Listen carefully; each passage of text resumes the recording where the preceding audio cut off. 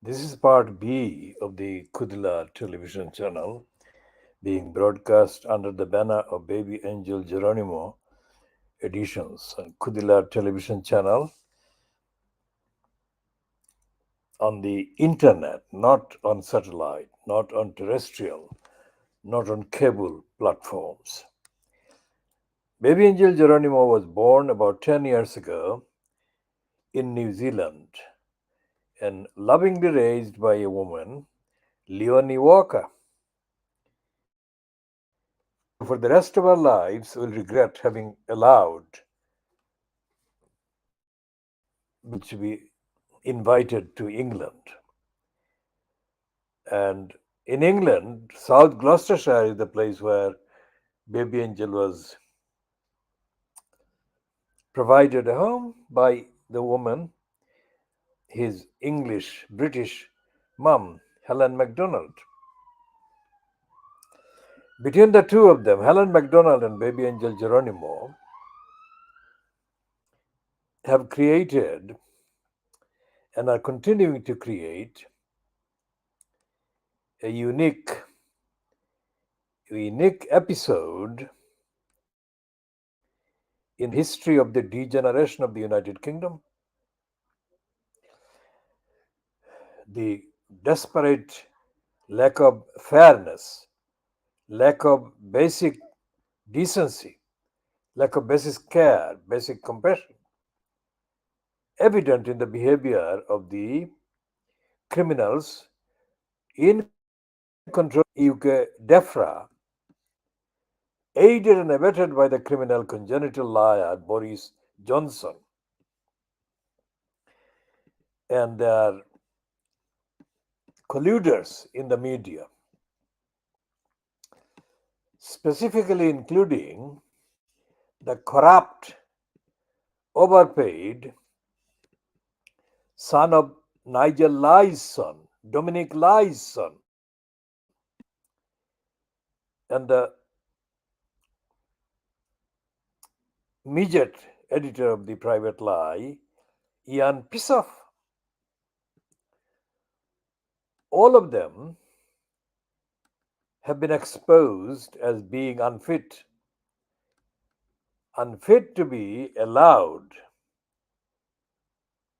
any claim that they understand, let alone appreciate, let alone practice morality, ethics. And this is the continuing part of the Baby Angel Geronimo essay, which bit by bit we are expanding by taking into account every single development that we perceive and we notice, which is showing that the claim that there is a democracy in Britain, that there is rule of law in Britain, that there is due process in Britain, sham. Baby Angel Geronimo didn't go to a licensed law trading center either in any of the four Inns of Court, Lincoln's Inn, Middle Temple, Inner Temple,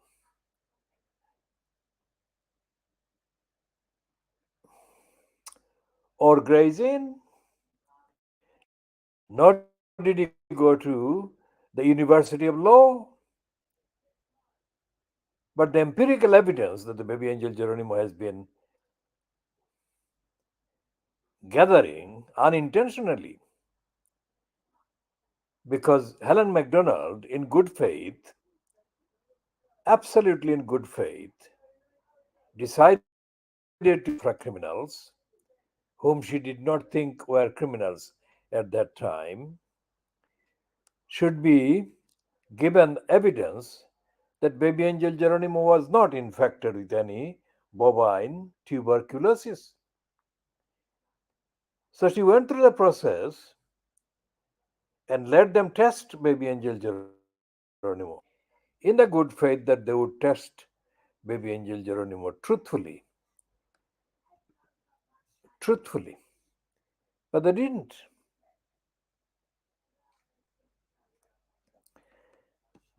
What they did, in fact, was to rig the test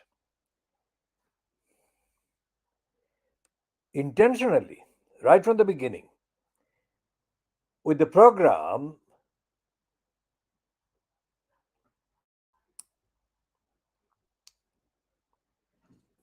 worked in a way that the result of the test would produce the false, the misleading, the opposite reading than the truthful reading. And the result was that Baby Angel Geronimo was infected, which wasn't the case, which could not have been the case, because Baby Angel Geronimo is the healthiest alpaca belonging to the camelid family. And he had been tested by Leonie Walker in New Zealand, and he was perfectly negative in terms of the result of the test.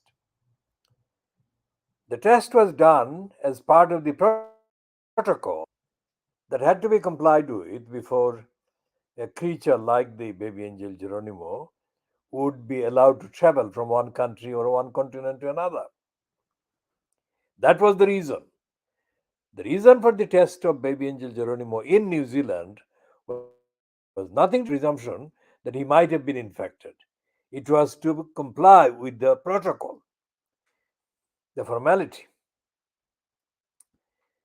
So, this is the continuation of the baby angel Geronimo essay, which covers everything that has gone wrong, that is going wrong with the UK system, with the UK state.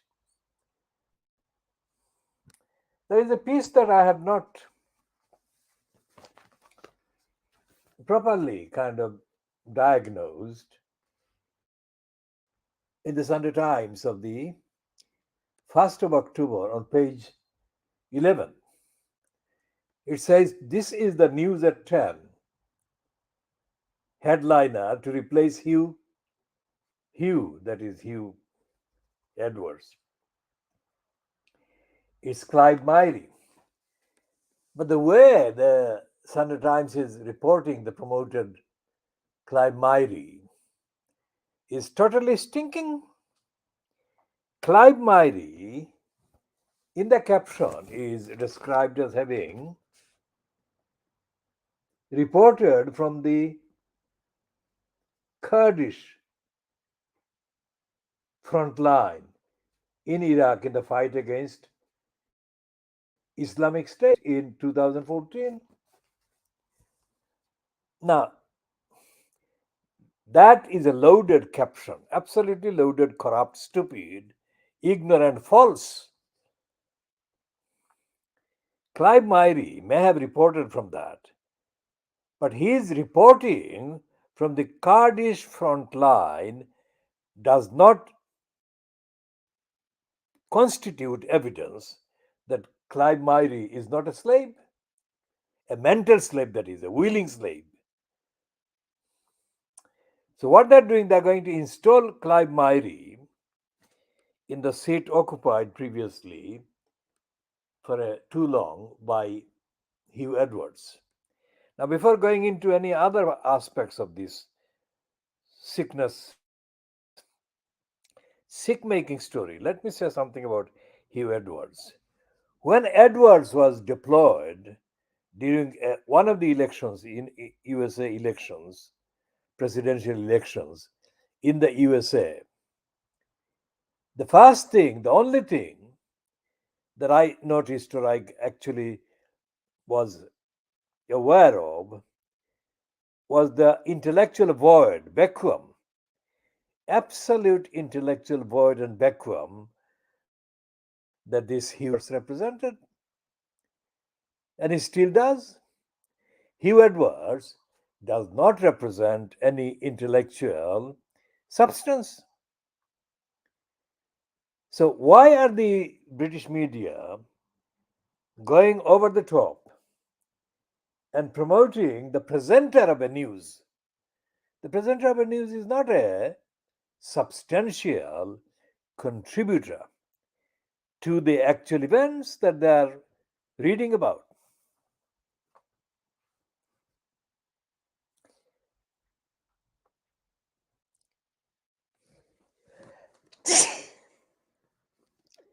What Clive Myrie would be doing if, as is expected, as is suspected, he is given the spot to present the at 10 or the BBC's main evening news, will not be an original, will not be an original at all. It will be an artificial,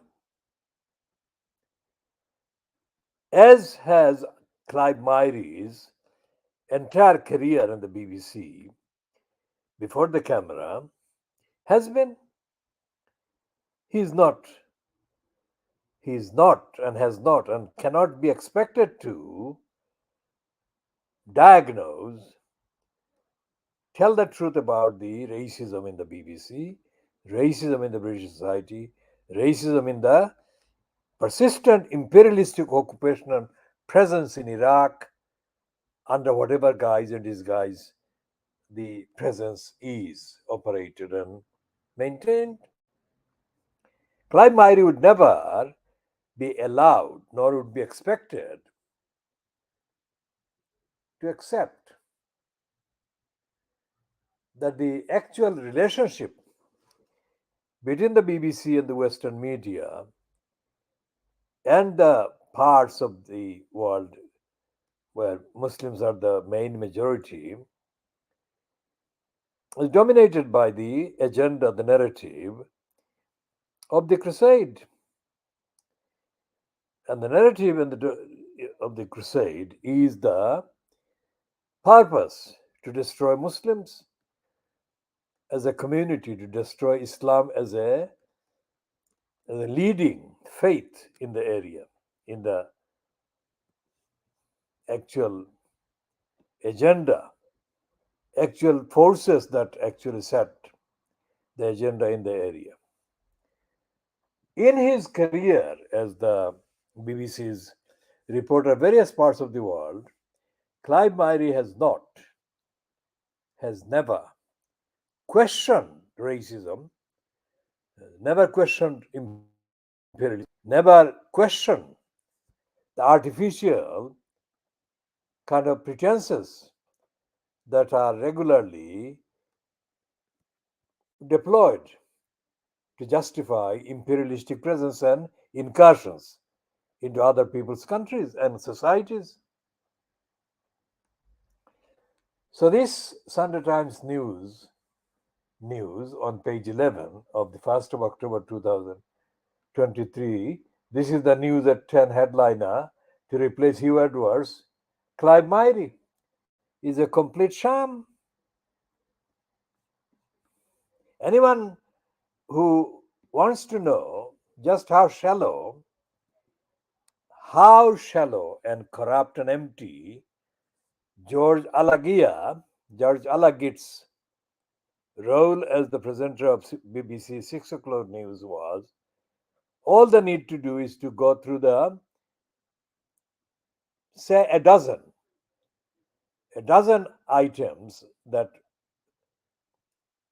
George Alagit fronted and look for any substance, any originality. There is nothing. Which is why the United Kingdom is in a contradictory position. On the one hand, they are egging on the war in Ukraine while claiming that there is a cost of living crisis in Britain. How do they justify that? How do they justify that? On the one hand, they are saying that the decline in the railway usage of the railway lines, railway systems, is to do with the fact that the railways are administered as unfit for purpose, while they are also investing a lot of energy in lobbying for the retention of the corrupt, wasteful project for HS2.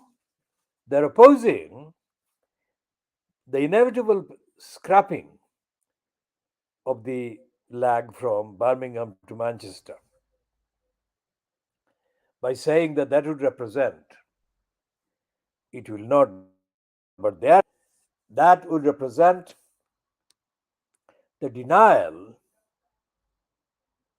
of equality, perhaps, to the north. How can a railway line that is access to need, because the money that the HS2 is costing is not just the money waste, the entire environment being destroyed on the way, and millions of creatures being destroyed, plants being destroyed, ruined, and hundreds of thousands of homes being adversely affected and condemned. And there is this unaffordable rising cost of railway journeys, railway tickets, rising difficulty in accessing railway tickets. Ticket offices are being shut. So all of these are combined together evidence of the falsehood that the criminals who call this civilized country claim to promote to the rest of the world, which by inference they say they are less civilized. And this is vindicating the saying in the Holy Quran, is one of the absolutely, absolutely clear vindications of the saying in the Holy Quran, Surah Al Isra. Innal Baatila Kaana Zahooqa. Indeed, falsehood is bound to perish. Innal Baatila Kaana Zahooqa. Falsehood is bound to perish.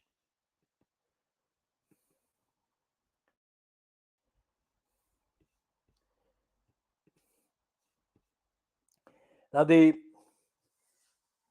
Thames Valley police have confirmed that they have started investigating allegations against Russell Brand. Allegations that the victim made to the police several times, and the police ignored her. That is the point. The point is not that they have confirmed that they are investigating Russell Brand. They are only investigating Russell Brand because there is wider recognition of the fact that he may be prosecuted, not just investigated. So, why were the police ignoring this woman?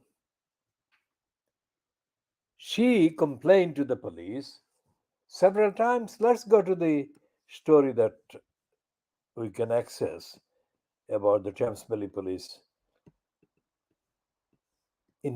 starting investigating Russell Brand.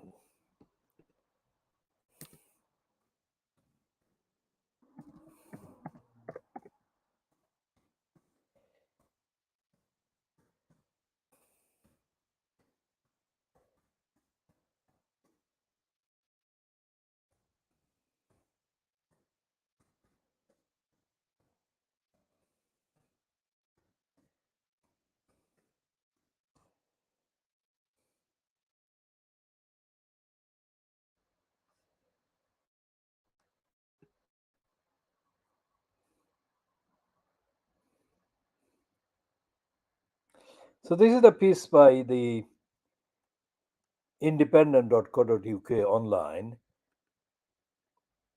and this is posted about 4 hours ago. So, this being about 1800 hours GMT, it'll be like 1400 hours GMT. That will be the time when it was posted. A second police force has launched an investigation into allegations against Russell Brand. Thames Valley Police said it was contacted by a woman 2 weeks ago with new information in relation to reports of harassment and stalking that took place between 2018 and 2022. The Metropolitan Police confirmed last week that it is investigating after receiving reports of a number of allegations of sexual offences in London as well as elsewhere in the country. It follows a joint investigation by the Times, the Sunday Times, and the Channel 4's dispatches. Brandt has vehemently denied all allegations, insisting that his prior relationships have been always consensual. A spokesperson for Thames Valley Police told the Independent Thames Valley Police in the past 2 weeks received now new information in relation to harassment and stalking allegations dating back to 2018. This information is being investigated. As such, it would be inappropriate to comment on an ongoing investigation. The Thames Valley Police said it will be offering specialist support to all of the women who have made allegations. In investigation, reading that again, its investigation is being carried out by detectives in the Metropolitan Police's Central Specialist Crime Command, led by Detective Superintendent N.D. Farfi. Is it Farfi or Marfi? But they have written it Farfi. Detective Superintendent Farfi said, "We continue to encourage anyone who believes they may have been a victim of a sexual offense, no matter how long ago it was, to contact us. We understand it can feel like a difficult step to take, and I want to reassure that we have a team of specialist officers available to advise support." In the wake of the media reports of allegations made against him, Brand thanked his supporters for questioning the accusations. In the 3-minute clip posted on YouTube, Rumble, and Twitter, he said the week since the claims were published had been extraordinary and distressing. There have been no arrests in either force's investigation, and inquiries continue. Shortly after the Metropolitan Police issued its short statement last Monday, Russell Brand made his first return to his regular rumble since the allegations were made against him. He said he would talk about the collusion between big tech and government and an apparent concerted effort by legacy media to silence independent media voices, adding, "Obviously, it's difficult for me to be entirely objective given the events of the last week, but that's what we must try to do." Brand has since mounted, I'll read that again, not mounted, it should be a different word. Brand has since continued to release his regular show on Rumble, an online video platform which refused to follow YouTube in blocking the comedian from earning advertising revenue on its site. Brand described the streaming site as having made a clear commitment to free speech. The Independent has contacted Brand's representatives for comment. Now, when a news outlet says, like this one is saying, the Independent has contacted Brand's representatives for comment, it means that it has asked for Brand to comment, but they have not commented. Which means that if Brand is so sanguine and so candid and so truthful, so honest and innocent, why the reluctance to comment? So that's the independent online. Let's go to the other one, which would be the one that we should be looking at. Is the Guardian. Let's go to the Guardian. Let's see if we find it.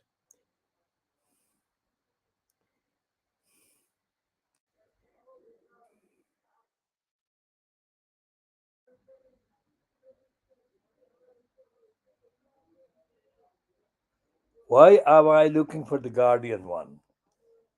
Because the entry on the Guardian that I read for this edition of the Baby Angel Geronimo broadcast, I noticed that it says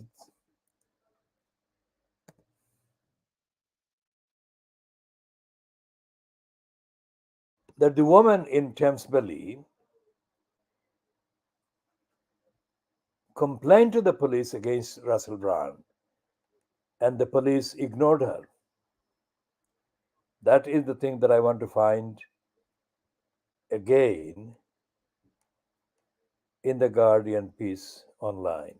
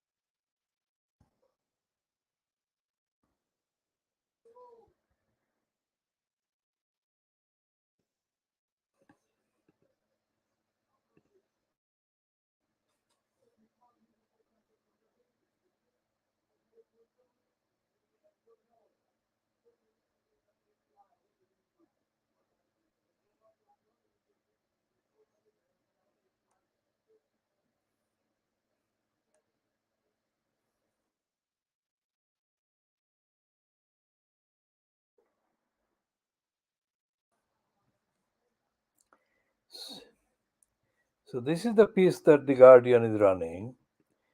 The heading is Russell Brand faces second criminal inquiry after harassment allegations. Let's check where the woman is saying that she contacted the police and they ignored her.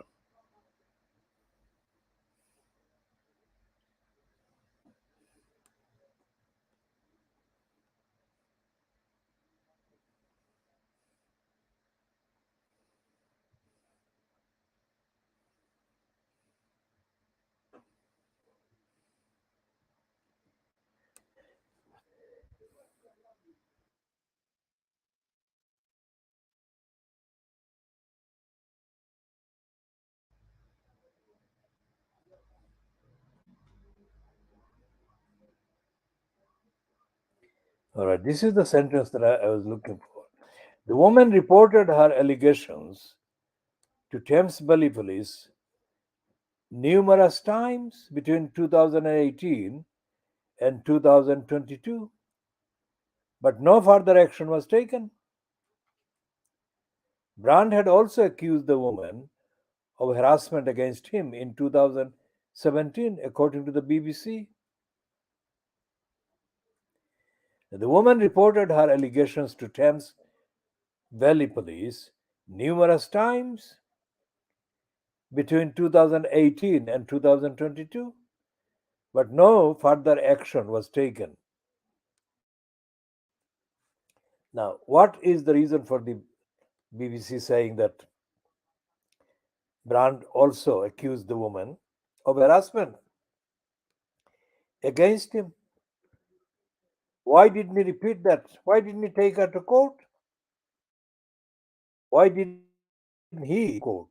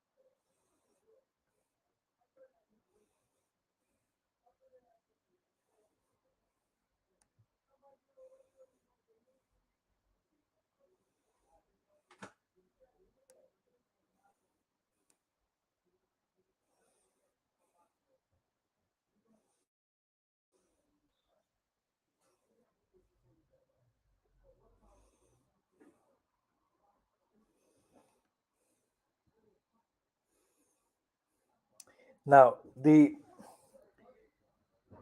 thing called the Newer Voices,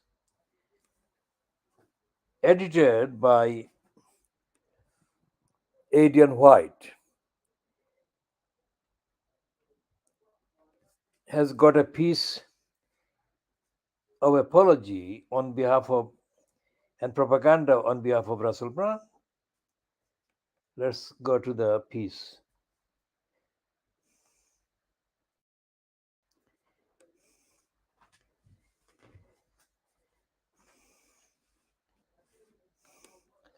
This is a treble slave lying piece. It says, "My take on the media and West Ham fan Brand. Fuck off. Russell Brand is not a West Ham fan.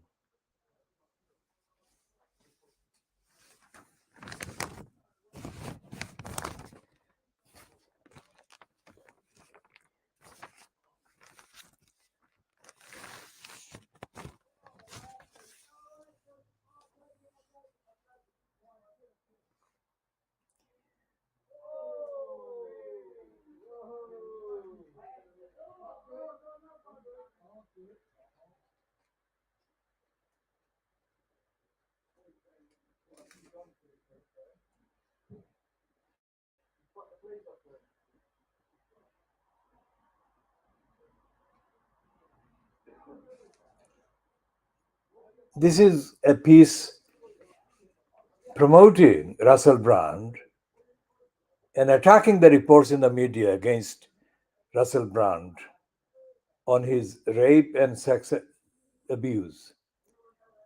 It's a piece that has got the byline Mikey or Mickey Ambrose. And Mickey Ambrose is a former Chelsea and Carlton player who lives in Stratford. This is a stupid, ignorant, and corrupt piece.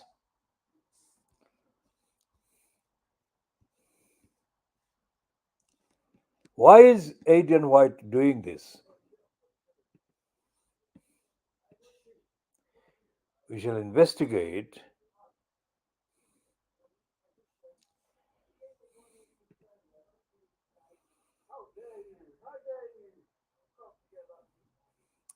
This is the Guardian copy headed "The Horrifying Allegations Against Russell Brand." Full story podcast.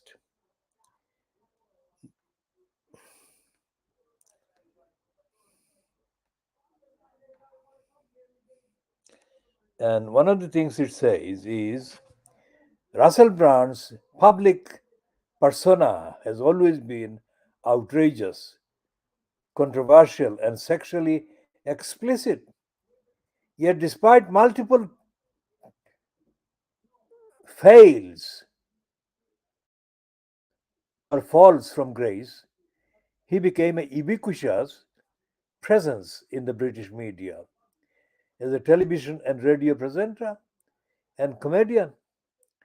After yet another scandal, he left the United Kingdom for the US, starring in Hollywood films and being briefly married to a pop star, Katy Perry.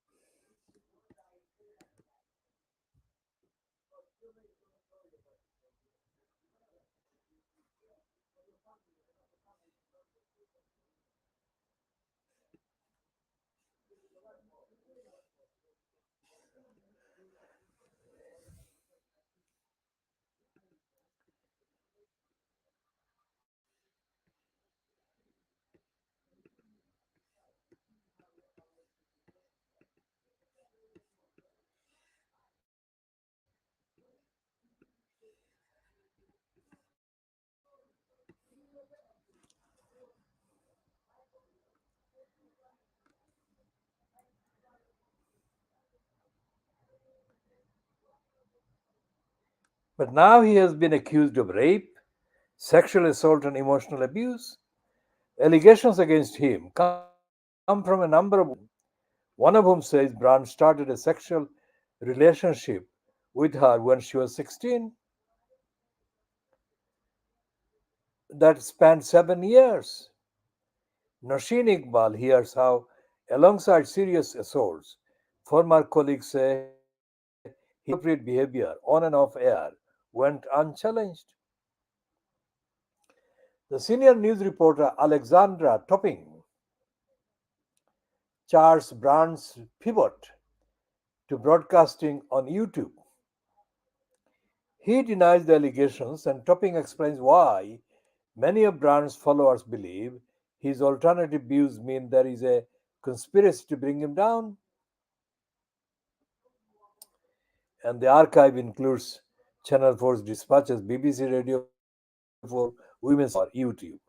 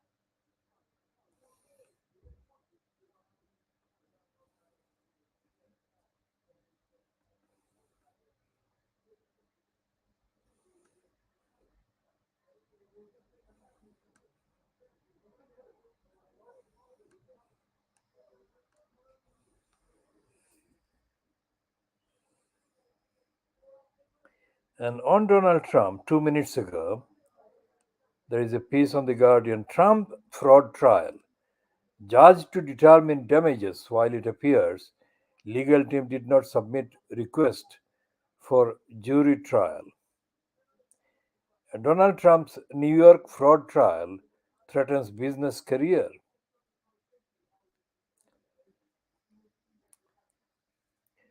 It's from Laurent Aratani in New York at 1759 BST, which would be 1659 GMT.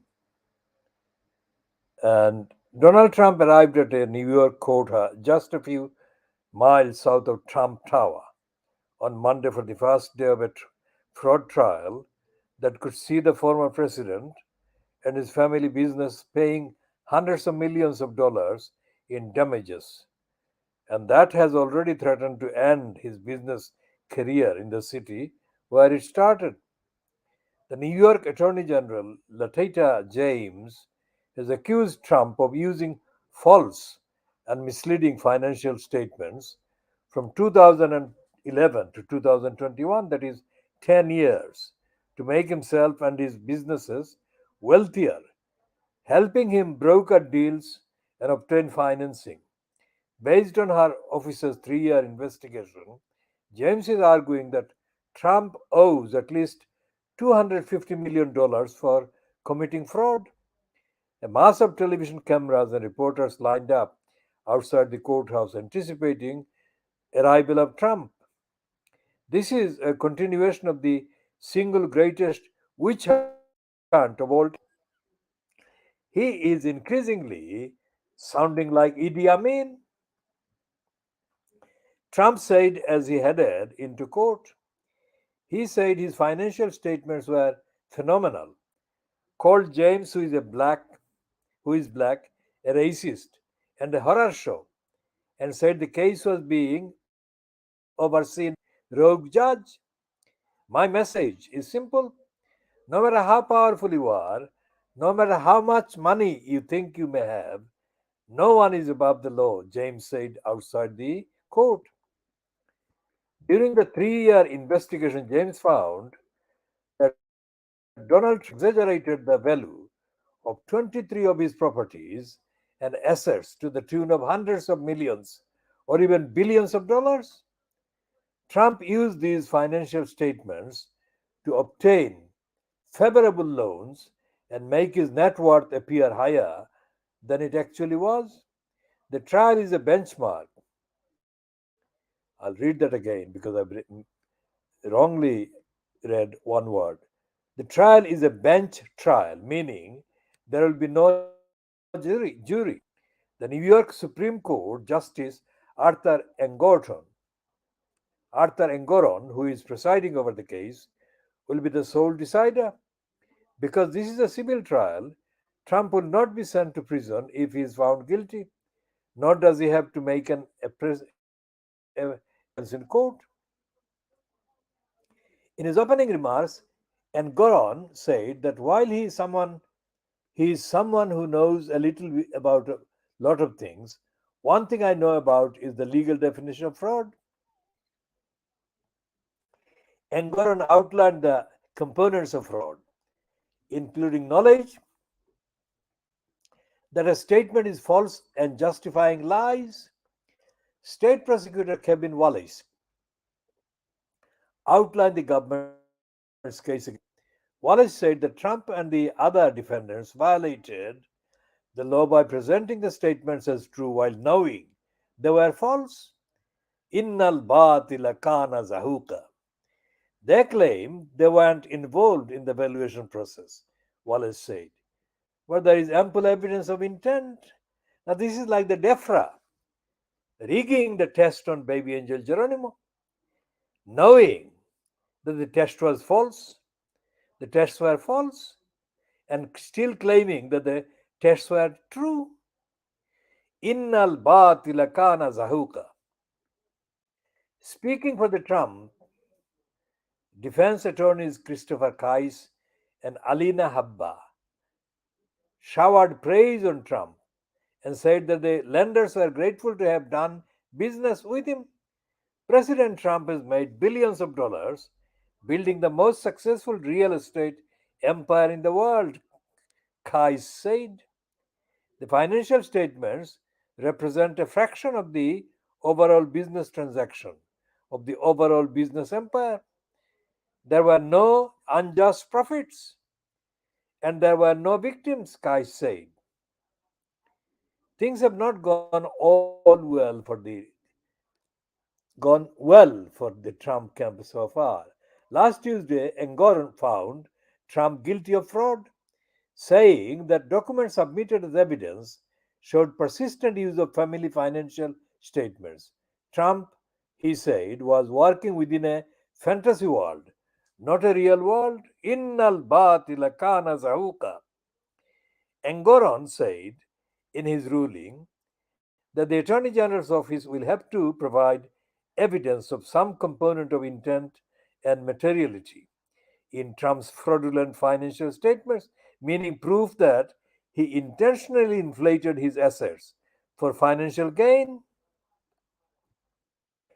The judge delivered a dramatic punishment for Trump, along with his adult sons, Donald Trump Jr. and Eric Trump, who will see their business certificates cancelled. This will make it nearly impossible for them to continue doing business in New York. What could make things even worse is a hefty fine. The Attorney General's office will have to prove that there should be a disgorgement of profits from the Trump family, meaning they should have to give up the profits they made off their fudged financial statements. James's office is arguing that Trump received loans using those fraudulent statements to purchase properties like the Trump Golf Club in Miami, Trump International Hotel, and Tower in Chicago, and the old post office building in Washington, D.C. Any profits from those, the Attorney General is arguing, were made by spies. Innal Baatila Kaana Zahooqa. While Trump and three of his children, including Ivanka Trump, are on the witness list, it is unclear whether they will be called to take the stand. Even if called, they can choose not to appear, though the judge can use that against them when making his decision. The trial is scheduled to go until 22nd of December, though it will likely not last that long, as the judge's pre-trial ruling settled a major question whether Trump indeed committed fraud. Now the case is focused on how much he will have to pay for it. Innal Baatila Kana Zahooqa. Innal Baatila Kana Zahooqa.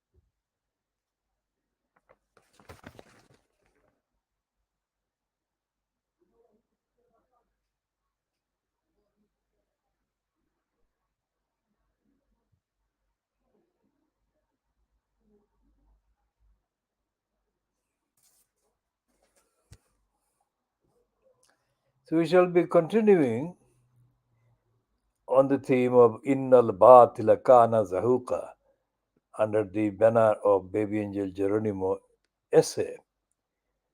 We'll end this one at 51 minutes, just over 51 minutes.